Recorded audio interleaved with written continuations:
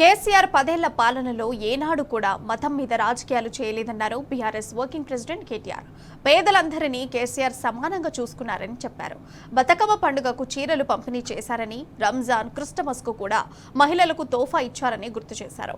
ఐక్యమత్యంతో భారత అభివృద్ధి కోసం కృషి చేద్దామని కేటీఆర్ పిలుపునిచ్చారు. రాజన్న సిరిసిల్ల జిల్లా ఎల్లారెడ్డిపేట మండలం సింగారంలో దర్శవలి దర్గా ఉర్సు ఉత్సవాలకు BRS working president MLA KTR హాజరై చాదర్ సమర్పించారు. సోదరుల కోసం నేను చెప్పింది, కేసీఆర్ గారు 10 ఏళ్ల పాటు ప్రభుత్వాన్ని నడిపినప్పుడు ఏనాడు కూడా మతం పేరు మీద రాజకీయం చేయలేదు.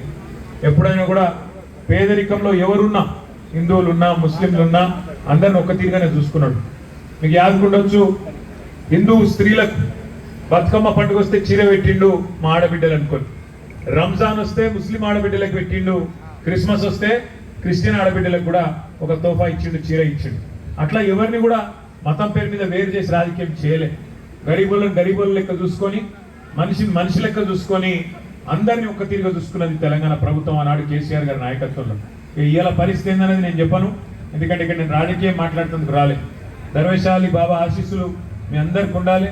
ఈసారి కాలం మంచిగా కావాలి, వర్షం పడాలి, రైతు సంతోషంగా ఉండాలి, పల్లెటూర్లు పచ్చబడాలి, అందరూ కూడా సుఖ సంతోషాలతో మంచిగా ఉండాలి. సర్వే జన సుఖినో భవంతు అన్నట్టు కలిసిమెలిసి అన్నదమ్ములు లెక్క మతం పేరు మీద పంచాయతీలు లేకుండా, కులం పేరు మీద పంచాయతీలు లేకుండా అందరం భారతదేశం యొక్క మంచి కోసం కష్టపడి కొట్లాడాలని చెప్పి మాత్రం బాబాకు మీ అందరి తరఫున ఆశీర్వదిస్తూ, పోయినసారి మొత్తం మీదకి ఎక్కినా, కాకపోతే ఈసారి కొద్దిగా బ్యాక్ ప్రాబ్లం ఉన్నది కాబట్టి ఎక్కలేకపోతున్నాం అనుకోకండి. అందుకే చాదర్ సమర్పించడం మనందరి తరఫున అజీజ్ భాయ్ కూడా ఇంత బ్రహ్మాండమైన ఏర్పాట్లు చేసినందుకు వారి గట్టిగా చప్పట్లతో ఒక్కసారి అభినందనలు చెప్తూ ఈ కార్యక్రమాన్ని చక్కగా నిర్వహిస్తున్నందుకు నిర్వాహకులందరికీ, ఎందుకంటే చాలా మంది ఉన్నారు పెద్దలు వేదిక మీద, వాళ్ళందరికీ ఒకళ్ళ పేరు చెప్పబోతే తిట్టుకుంటారు కాబట్టి నేను సబ్కా నామ్ నేలేను.